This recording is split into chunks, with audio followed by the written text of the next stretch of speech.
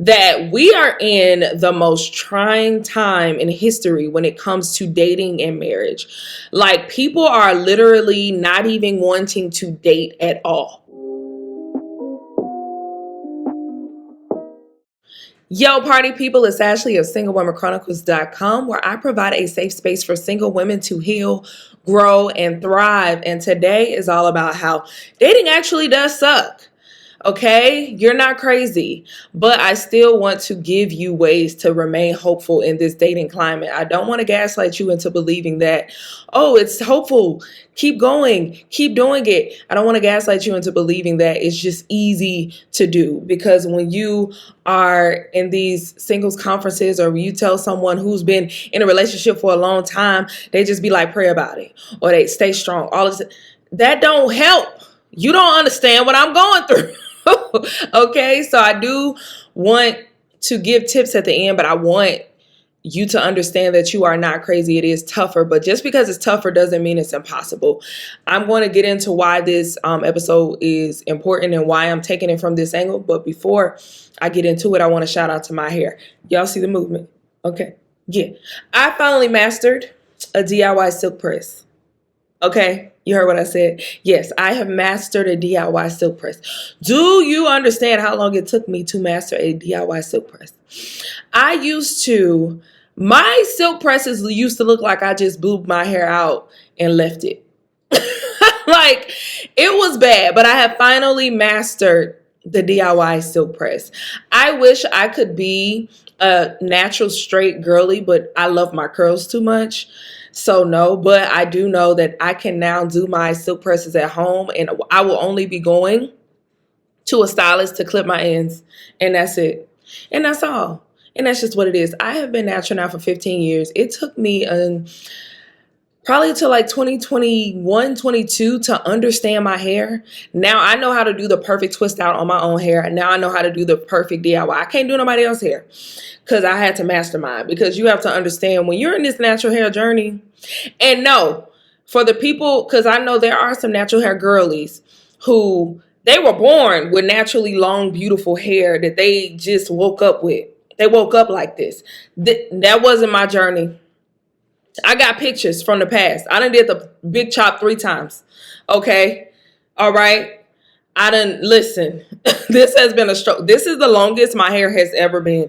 Like, we're probably at like 14 inches. I'm trying to get her to 18 inches. That is my goal, like waist length. But since this is the longest she's ever been, I'm really like, oh my God, can I go longer? I think I can do it. I'm going to keep going. Okay. But I can talk all day about like the journey of natural hair and like the challenges and the things that I've overcome and what I've learned. What I will say, the biggest tip is understanding your hair porosity. When people ask me what I use, I always ask them, do you know your hair porosity? Because I have high hair porosity. It's high. If you're low, everything I use will damage your hair. So that's why I don't tell people what I use, because it depends on your porosity. It's not going to grow your hair. It is certain stuff that I know will grow your hair. The one thing that I swear by is aloe. That aloe spray that I use, like literally taking the aloe plant from the store, scooping it out, blending it, straining it, and spraying it in my hair is great for moisture. It's great for detangling. It's great for growth. It's great for all of those things. That's the only thing that I would tell somebody to get. Everything else, I can't tell you my formula, because if your hair is low, it's gonna damage your hair. So that's one thing I will tell you. But I'm just very happy about the confidence in my hair. I've mentioned it before. I once had an ex who would he looked me dead in my face and said, "Why your hair won't grow?" It's funny now, but it really hurt me because, well, this is my verbally abusive ex. If you want to hear about him, I literally did an episode about him. You can go listen to it, but it was hurtful because at the time I had just went natural and I was trying to learn how to grow my hair and I just didn't know how. And this was this was right before my big chop, but my hair was typically always like right here. I was the like swoop girly. Y'all know the swoop girly. I was never a middle part girly.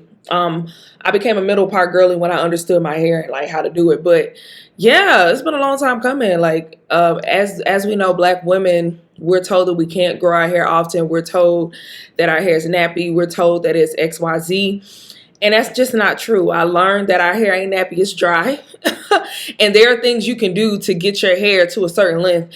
And I've even helped my best friend grow her hair. She'll let you know, like, the length. I've always told her, like, she needs to be kind to her hair and your hair will grow if you learn what to do with it. And now she's learning. So it ain't just because I grew up like that. No, this has been a journey. So yeah, I did not mean to make that segment that long, but I had to get it out. Second thing I want to talk about, I thought about doing a full episode on this, but I really don't like speaking on things I don't fully know about. I've done it in the past, but I think I'm just at the point where I'm kind of like, if it was me, would I want people speaking like that about me if you really don't know? But I do want to touch on the Meagan Good and Jonathan Majors. I'm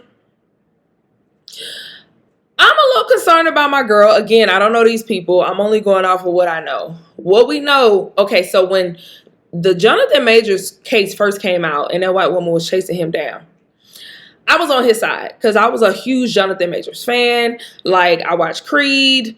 I watch it all. Like, I loved him, and even Lovecraft Country. I only watched like the first 2 episodes of Lovecraft Country, but he was great in that. He is a very amazing actor. Like, let's keep it a buck. That man is like one of the best actors. He was on his way to like Oscar worthy. Like, he's up there. But after the stuff came out with that white woman, and then he was on trial, and then he kept talking about the Coretta Scott King. That was weird. And then like how quickly they became an item at the time when he was fighting the case. That was the thing that kind of was like, this is weird. Like, all of this time you've been dating this other woman and these other types of women who were melanin deficient. Now, all of a sudden, when you're on trial, you're dating the white woman and flaunting her around. Honestly, I would have, it felt fake to me. I would have felt like it was more genuine if he never took their relationship public while the trial was going. Like, wow, if he all of a sudden, like this whole time he's been fighting this trial, he did it by himself in the public eye. He didn't have Meagan at court. He didn't have her on these interviews, nothing like that. Literally, they popped up married like yesterday. Then that would have been like, okay, that might be all right. Like, that might be real, because dang, they've been dating that long and we didn't know. Like, that would have made more sense to me, because to me, like, if you're fighting a trial and you're going through all of this and you know that, because they already admitted that her association to him has made her lose deals. It's made her lose out on being invited to certain places. So if you know that your partner is going to suffer for this, if you're a selfless person, I'm going to be like, no, chill. I can't have you out front like this. It makes me think about Michelle Obama when she didn't attend the inauguration. And a lot of people was like, she should have attended because blah, blah. No, she shouldn't have attended. I feel like Barack was protecting her by not letting her come, because after I listened to her book, Becoming, she talked about when she left the White House, how much she had to release and how hard she cried, because it is not an easy job and she didn't want to deal with that. So I feel like you protect your partner by not allowing them to be in harm's way because of you. So I didn't really like that. I really don't like these abuse allegations. Now, at first, again, I was on Jonathan's side until he just got a little weird to me. The Coretta Scott stuff, the obsession with that. And then these recently released audio of him admitting to strangling the lady. And a lot of people are kind of on some like, I don't care because she's white, which is unfair, because an abusive man is just going to abuse. You can be white, purple, pink, green. He's going to abuse because he's an abuser, right? So it's scary that she's in a relationship with a man who has abused a woman, because when a man is abusive, if he's an abuser, he's going to do it again, right?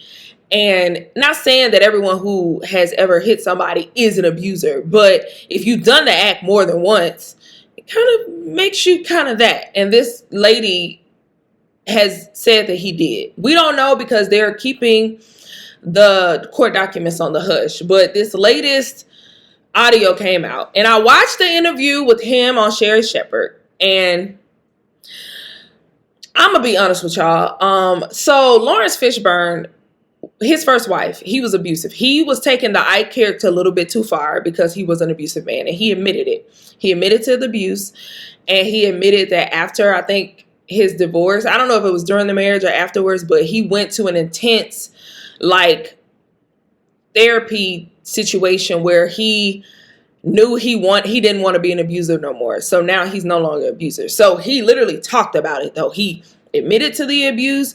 He said, I don't want to do this no more, and I'm going to like go and get help. And now he's no longer an abuser. You haven't heard nothing about it because he's no longer abusing women, right? And so I went and I Googled, like, what? How do you know an abuser has changed? Because there is redemption. You can redeem yourself, and like, just because you're abusive on Monday doesn't mean you have to be abusive on Friday. Like, you can change, right? It's just really tough. And they say some of the signs that a man has changed is 100% accountability. And not just a man, a person, an abuser has changed. 100% accountability, 100%. 2, being very like apologetic and saying, you know, and 3, going to make amends with that person who you abused. And 4, not using fantastical speech to cover up what you did, and just being 100% honest with yourself and with other people, right? So just those 4, I don't see that in Jonathan. I don't see it at all. There's no way he has made amends with this woman, because if he had, that footage would have dropped. I don't believe it would have dropped. But who do we know? He was on that interview, and if we're being honest, he didn't answer none of those questions directly. Like, I get it. I'm a Christian. I love Jesus down. Follower of Christ. But if you ask me what I did, I'm not going to put God in it. For example, did I used to be a drunkard? Yes, I did. Okay. God is delivering me from being drunk, like from drunkenness, right? Did I used to be a sex addict? I had a whole episode about it. Yes, I did. So if an interviewer were to ask me, okay, Ashley, it was an interview that came out, or someone came out and said that you were drunk at a party and everyone is talking about it, and, you know, how do you feel about what they're saying? My answer isn't going to be like, you know, God is good. God is amazing. And he did it. No, my answer is going to be, yes, that is true. I have dealt with drunkenness before, and that was a really tough time in my life. And honestly, I've done a lot of things to change that. I've taken inventory of myself. I felt disgusted by it. I prayed about it. God definitely delivered me from it. But there are still days that I'm tempted. There are still days that are hard, and it sucks. It sucks. And I wish that wasn't the past, but it was. And that would be the answer. My answer wouldn't be like this philosophical speech. If you notice, he was speaking in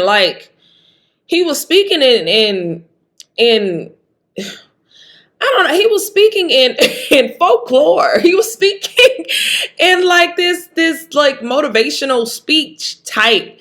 And it's like, you couldn't get a direct answer. He said he couldn't say anything because of the case is going, but he did talk about, like, I've changed so much. I'm such a new person. But I don't know. It's just something that seemed very disingenuous. And when someone isn't like 100% down, say what you want about Chris Brown, okay? But he did do a whole documentary where he admitted to what he did. He said, I did this, and yeah, I beat that woman. Like, I hit her. I did. You know what I mean? So I feel like until that happens, that direct admittance, I don't know if I can trust what he's saying. And I'm scared for my girl Meagan, because she has said before in previous interviews that she used to be the girl who picked the bad guy. She's been in like these toxic relationships. So I feel like, is this another toxic relationship? Because he totally felt like a rebound, and this just don't seem right. And she talked about how a lot of people around her didn't like that she was in this relationship with him. I'm gonna tell you something. I've been in a relationship where a lot of people did not want me to be in it, and they were right. when a lot of people tell you, especially like the people who really know you are like telling you, hey, maybe you shouldn't do this, you may, especially the people who you can trust, you may want to reevaluate that. That's all I'm saying. That's it. Okay, next. Let's talk about it. So this subject, I want to talk about how dating is crazy because two things happened to me this week, and I just wanted to put it together.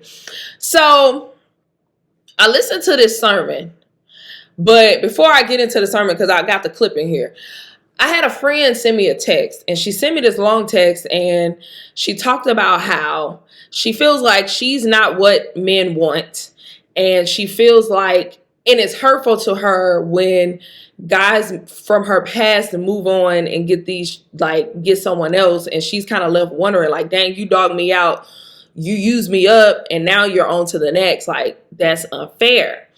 And so I text her back and was like, I understand how you feel, but at the same time, if you're being honest with yourself, you dated bums.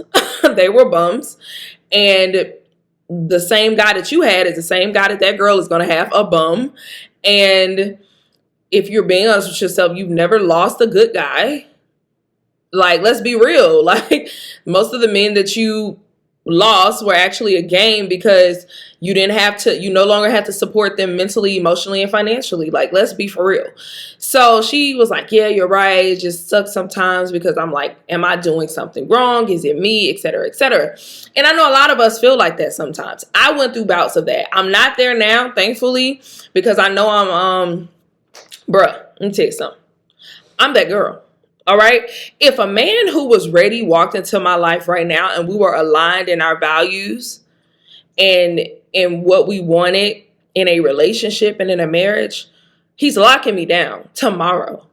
Like, do you understand? Like, I'm cute. I'm thick. I'm funny. I'm talented. I'm humble. I am humble, but sometimes you gotta brag on yourself. Like, sometimes you gotta be like, no, I'm that girl. Like, nah, for real. Like, stop playing with me. Like, nah. But we're just in a dating climate, especially because I live in Atlanta. It's a little bit different. I tell people all the time, it's harder dating in a bigger city because the culture is not a settle down culture. It's a culture of like, let's turn up, get lit, and flex. And let's see who can get however many, the most money, the most women, the most this, the most.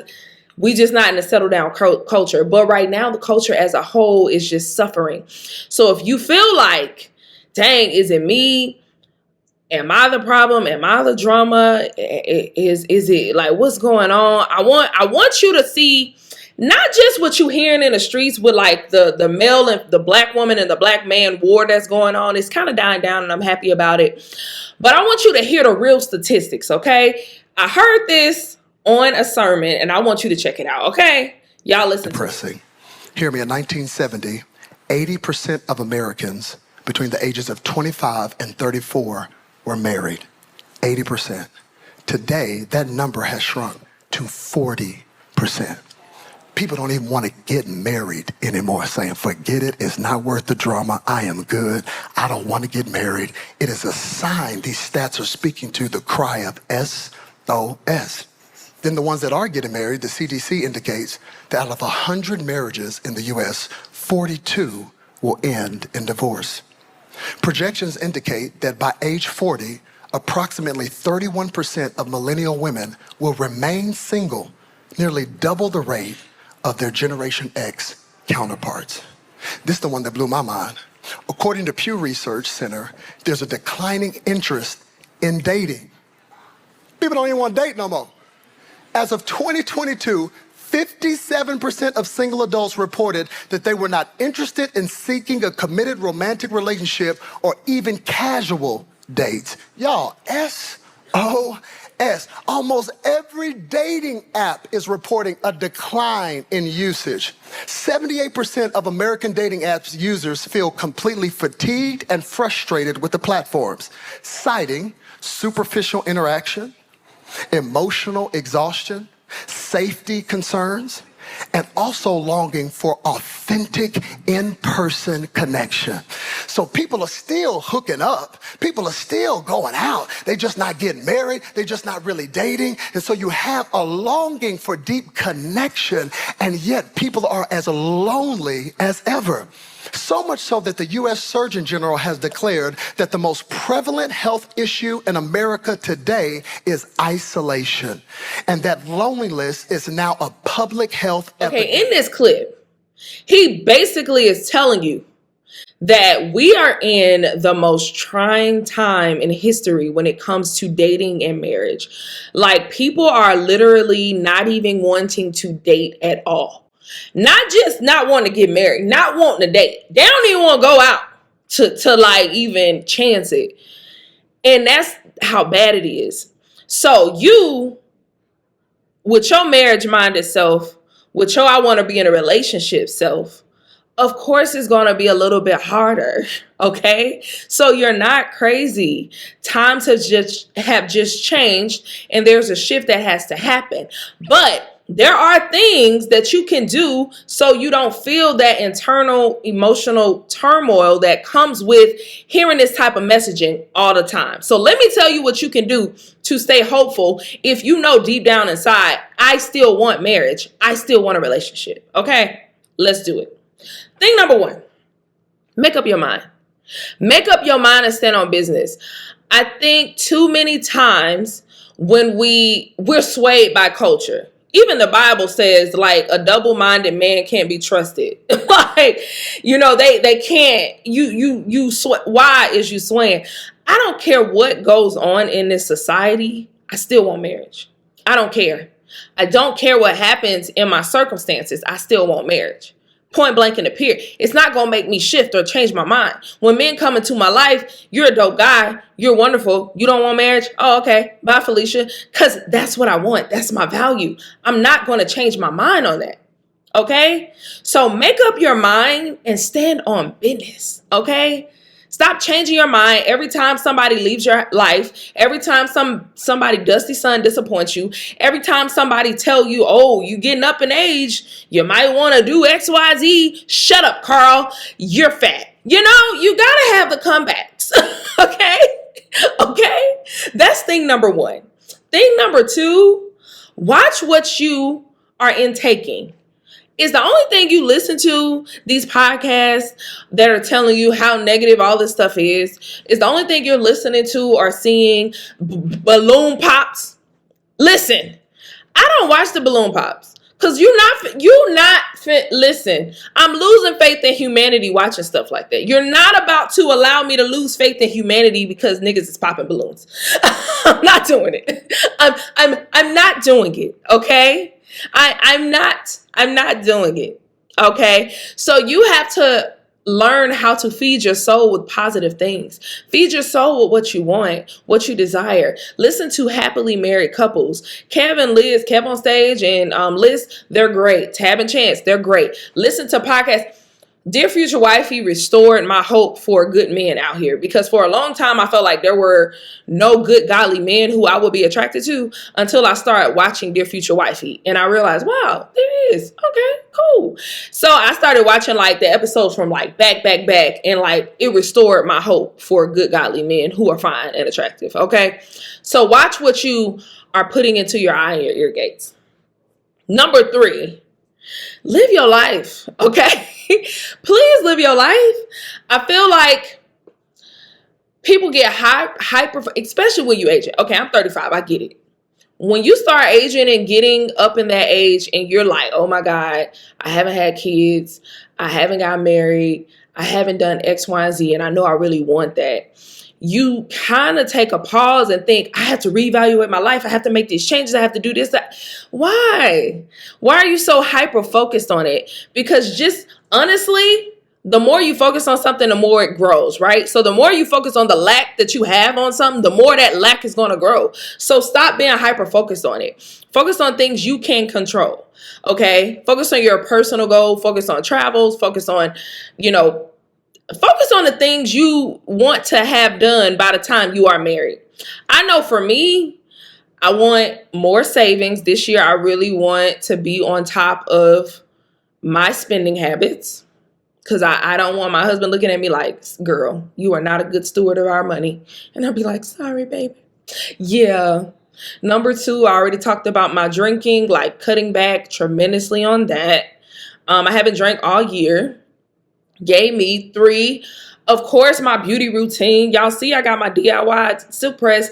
I just don't want to be, and I don't know, I've never been a mother. I've never been a wife. I don't know how that looks once you become that. But I feel like once you establish a beauty routine as a single woman and that confidence when you're single, I think it rolls over into your marriage. So I already have a strict, like a workout routine. I already have like my eating habits. I already have, my beauty routine. And so I'm just taking that into the marriage. So if you know that stuff you need to work on, like on the outside of it, like just get ready. Like just, enjoy yourself, go travel and go do things. Like just bask in the now. I say that a lot, but really you have to like bask in the now, the right now.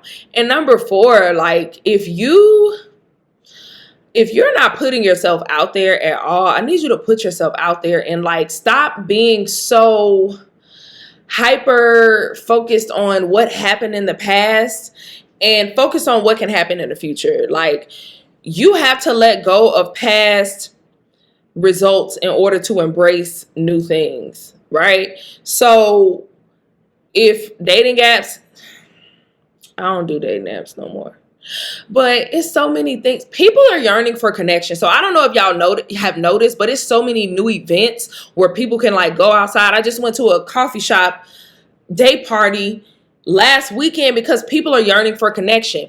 They have this insane thing here called Hills for Atlanta. I'm not going to that, but that's something you can go to. It's a lot of people out there. You have to increase your encounters with men in order to get one. You heard what I said? You have to increase your encounters with men in order to get one, okay? My dog just sneezed. He said hallelujah in that sneeze, okay? All right? So make yourself available to go to these fun events and just have fun with it. Go outside, have fun with it.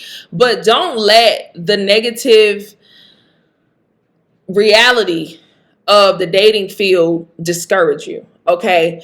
Now, I created this episode so you can put things into perspective, because if it does seem harder to find genuine connection and genuine relationship, you are absolutely right. It is. I'm not saying that because I want you to focus on that. No, I want you to understand that yes, it is harder. I'm not crazy, but at the same time, it's still possible. Just because it's hard does not mean it's impossible. It's just harder than it was for our parents and our parents' parents, because the atmosphere is changing. Things are shifting. Culture has shifted. But that does not mean that you cannot have somebody in your life. Okay? Y'all get with me. Y'all get with me. Okay? Well, I hope y'all enjoyed this episode. Go ahead and check. Oh, Jesus. Go ahead and check out my books. How to X Your Ex, A Guide to Getting Past Unhealthy Relationships, Get Unstuck When Life Sucks, as well as my fiction novel called Single Woman Chronicles, an Atlanta Love Story. Kinda. It's basically like Insecure in a book. I wrote it first, though. I didn't steal nothing from my girl East. I love me some East. But yeah, till next time, y'all. Bye.